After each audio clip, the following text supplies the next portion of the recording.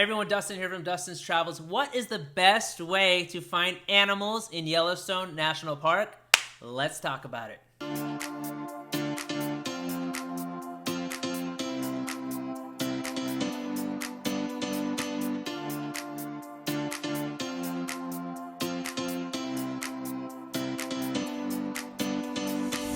All right, thanks you guys for tuning in to our Yellowstone travel series. If these videos like you, please be sure to subscribe and also hit the thumbs up, like button, all that good stuff. Okay, best way to find animals in Yellowstone National Park. First, let me start with not to do.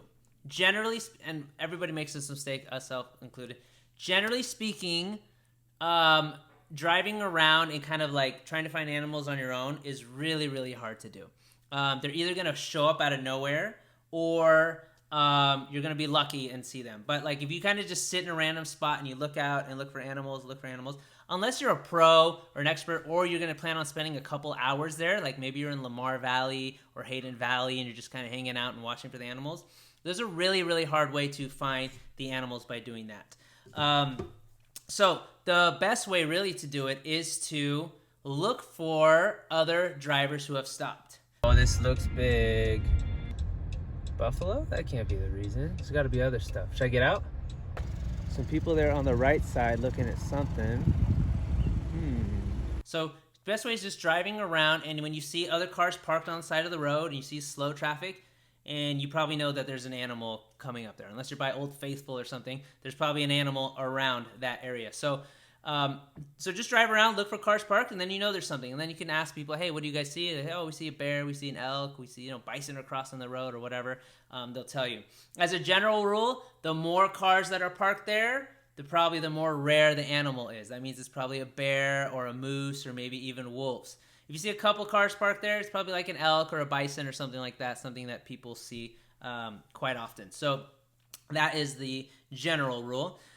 Second way to see, best way to see animals, and I'm going to contradict again what I said earlier.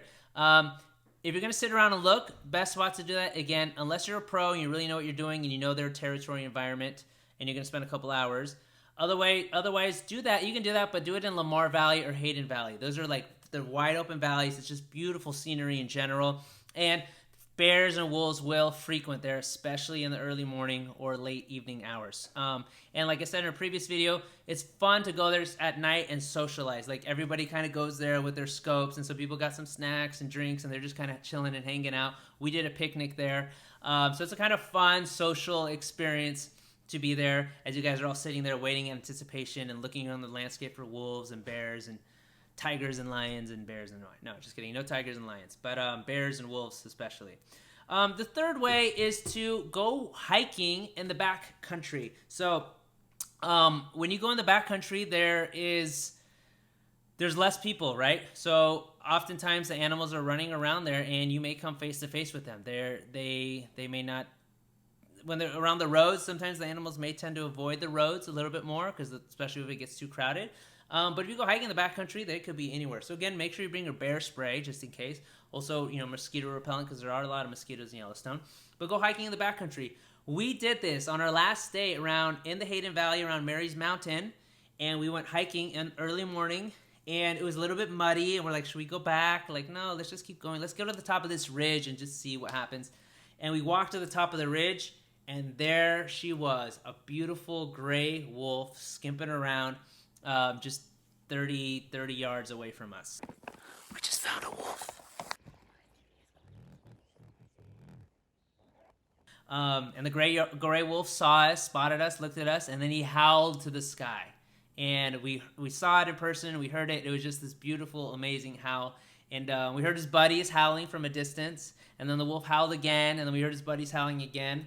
And then my mom freaked out because she thought he's calling his buddies to come and eat us, but that wasn't the case.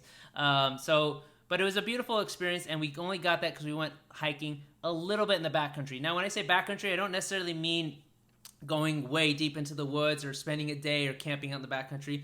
Just taking some hikes that aren't filled with tourists, or you're not necessarily going to a specific destination, but you're just kind of hiking 30 minutes, an hour, a couple hours into the woods, into the backcountry area. and you may have a chance to see some really cool animals there as well. Okay, so those are the main ways I recommend you find animals in Yellowstone, and the way I don't recommend, again, where you're just kind of like sitting there looking, unless you really know what you're doing, you know the territory, and you know where to find them. You're going to find the animals a lot easier by just driving around and looking for other people who spotted them. By the way, sometimes I wonder, I've seen like animals in the distance, like how do these people spot these animals? So that's why we started looking in the distance. What I realized is what happens is someone's driving and the animal comes near the road and that person spots them, and then other people stop, and then the animal starts walking and the other people stop, and then people start showing each other where it is. So, 10, 20, 30 minutes later, whatever, the animal's way off in the distance and people still see it, know where it is, but they know that because the animal was already close to the road at some point. That's how a lot of the animal sightings happen. So if you see an animal way off and you're like, how do these people see it? Probably got passed down, and that's the reason why. Or again, they're pro and they kind of knew exactly where to look for it. So those are my tips for finding the animals in Yellowstone. I hope that helps you. Thumbs up this video, subscribe to our channel, and I'll see you in the next video.